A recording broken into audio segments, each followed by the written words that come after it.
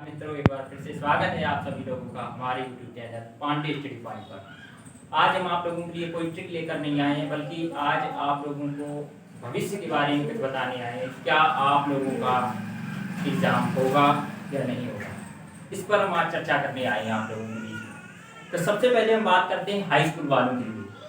तो high school वालों का बोर्ड एग्जाम का पेपर होगा या नहीं होगा, ये असमंजस की जो स्थिति है, इसको आज हम क्लियर करते हैं आपको कुछ फैक्टर बता करके।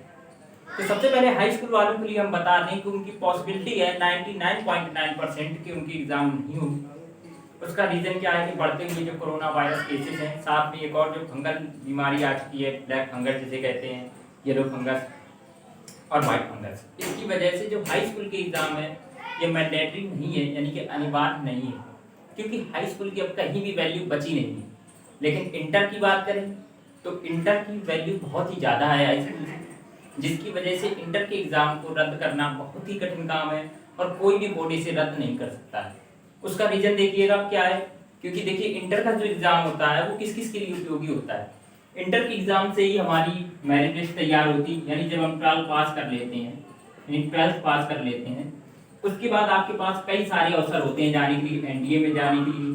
तो इसमें परसेंटेज की कोई मान्यता नहीं है, ठीक है। जेई के देखेंगे, जेई का देखेंगे तो इसके लिए देखेंगे क्या होगा, तो इसमें भी परसेंटेज की कोई वैल्यू नहीं है।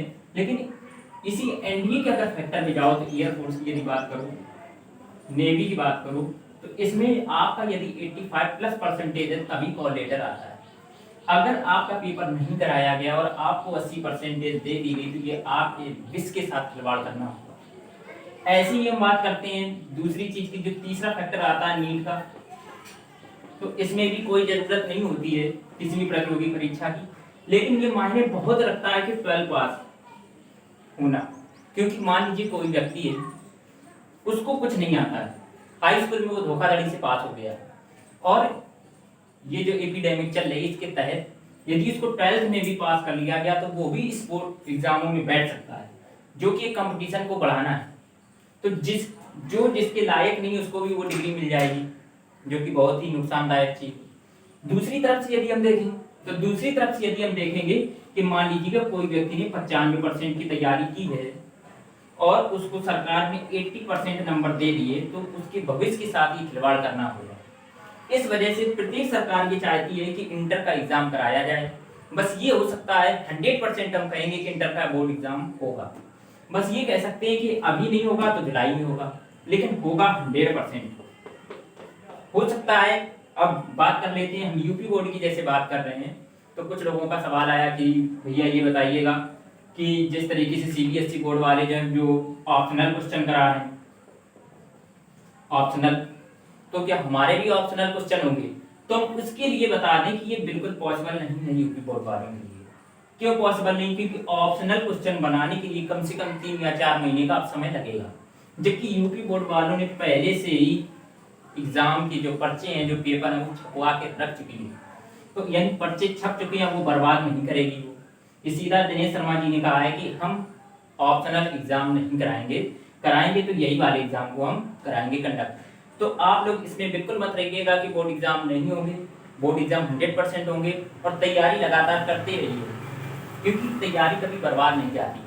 यदि आप अभी अच्छी तैयारी करते रहेंगे तो क्या होगा, आगे आपको आने वाली जितनी भी प्रतियोगी परीक्षाएं हैं उनमें आपको किसी भी प्रकार की कोई भी प्रॉब्लम आने वाली नहीं। क्योंकि अगर आप एनडी का सिलेबस देखें तो 12th का ही सिलेबस होता है, जेई का देखें तो वो भी 12th का सिलेबस होता है, नीट का देखें तो वो भी 12th का सिलेबस होता है। इन 12th का मतलब ये 11 और 12th दोनों मिला के सब में बात कर रहे हैं। यानी अगर आपने इनको अच्छे से पढ़ा है तो इनको आपको पास करने के लिए ज़्यादा मेहनत नहीं करनी पड़ेगी। बस क्या होता है, एनडी में थोड़ा और लेवल बढ़ जाता है, सवाल यही होते पर घुमा घुमा के पूछे जाने लगते, यही होता है। तो हमने आपको बताया कि 12th का एग्जाम क्यों होगा, क्यों मैंडेटरी है, क्यों अनिवार्य है, क्योंकि इसमें क्या होगा कि बहुत सारे लोगों के साथ खिलवाड़ हो जाएगा। हाई स्कूल में क्या होता है, उसकी आज के युग में उसकी कोई वैल्यू नहीं है, इस वजह से हाई स्कूल का जो एग्जाम है वो नहीं होगा। आपको कक्षा 9 की मार्कशीट के हिसाब से और प्री बोर्ड एग्जाम की परीक्षा के हिसाब से उसमें आपको नंबर देके पास किया जाएगा, पर इंटर में ऐसा बिल्कुल पॉसिबल नहीं है।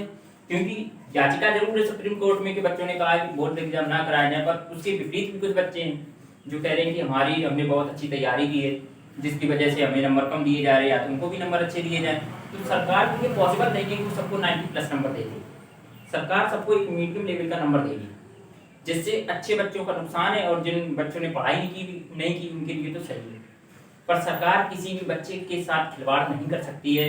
ये सरकार दिनेश शर्मा जी ने खुद कहा है कि उनको बच्चों का भविष्य भी देखना है और बच्चों का स्वास्थ्य भी देखना है। तो सबसे पहले देखा जाएगा ये, अब वैक्सीनेशन की यदि बात की जाए, क्या वैक्सीनेशन होगा, तो हम बता दें इतने बड़े पैमाने पर इतनी जल्दी वैक्सीनेशन संभव नहीं है, क्योंकि 56 लाख विद्यार्थी टोटल बैठने हैं परीक्षा में।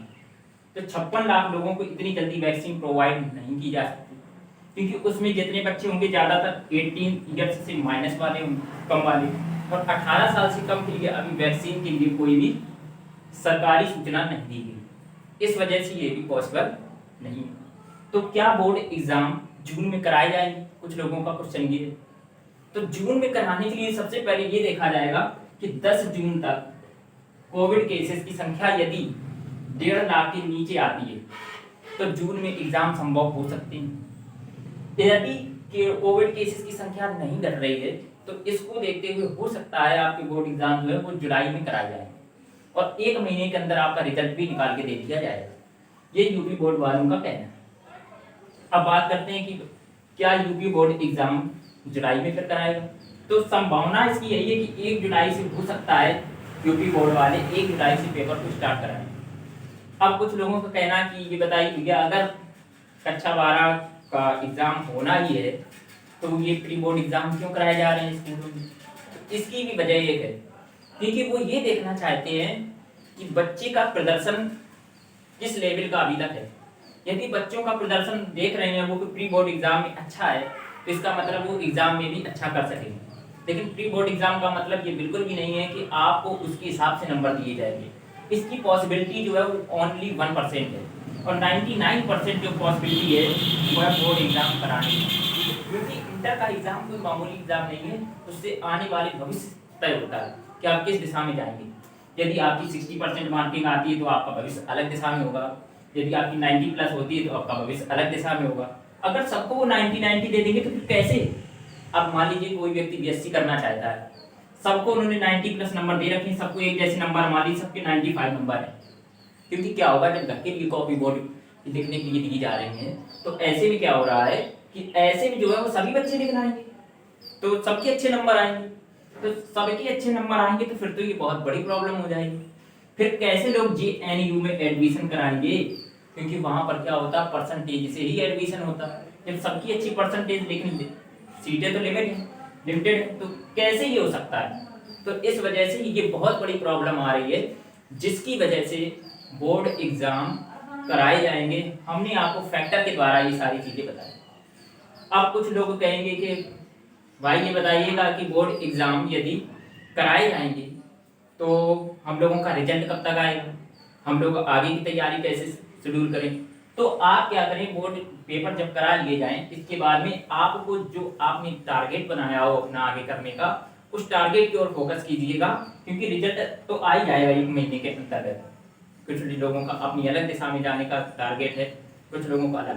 तो पेपर होने की जस्ट बाद खुशियाँ ना मनाने की बजाय, घर पे ना बैठने की बजाय, जो आपका टारगेट है उस दिशा में आपको मूव करना है।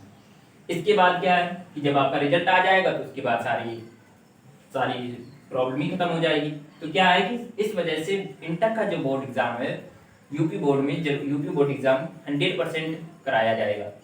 इस वजह से हमने आपको फैक्टर शायद बताया, क्योंकि उनके लिए दोनों चीजें जरूरी है। सरकार के लिए आपका स्वास्थ्य भी जरूरी है, साथ साथ में आपका भविष्य भी जरूरी है। अगर स्वास्थ्य को देखते रहे तो आपके भविष्य के साथ खिलवाड़ हो जाएगा, और यदि आपका भविष्य देखा तो आपके स्वास्थ्य के साथ भी खिलवाड़ हो सकता है। यदि हम पिछले आंकड़े बताएं सितंबर के, तो उस समय जो कोविड के केसेस थे लगभग 60 to 70,000 थे। इसके बाद बोर्ड एग्जाम तो हो चुके थे पहले ही, पर जो यूनिवर्सिटी के एग्जाम थे वो कराए गए तो उसमें एक भी बच्चा पॉजिटिव नहीं आया था। इसको देखते हुए जो दिनेश शर्मा जी है उन्होंने ये कहा है कि यदि कोविड केसेस कम होते हैं तो हम सारी स्वच्छता के हिसाब से, सारी सुविधाओं के हिसाब से जो पेपर है बोर्ड एग्जाम कराए जाए। बस अंतिम क्या चीज़ है, केंद्र का निर्देशन आना बाकी। केंद्र क्या फैसला करता है, केंद्र क्या सुझाव देता है, उसके हिसाब से फैसला किया जाएगा, जो कि 1 तारीख को क्लियर होगा। तो हम आप लोगों को बस यही बताना चाहते हैं कि आप लोग डिमोटिवेशन में बिल्कुल मत आइएगा, मोटिवेट रहिएगा और बोर्ड एग्जाम की लगातार तैयारी करते रहिएगा। क्योंकि यदि आप तैयारी करते रहेंगे तो आपको जो भी बोर्ड एग्जाम होगा उसमें आपको कोई भी प्रॉब्लम नहीं होगी।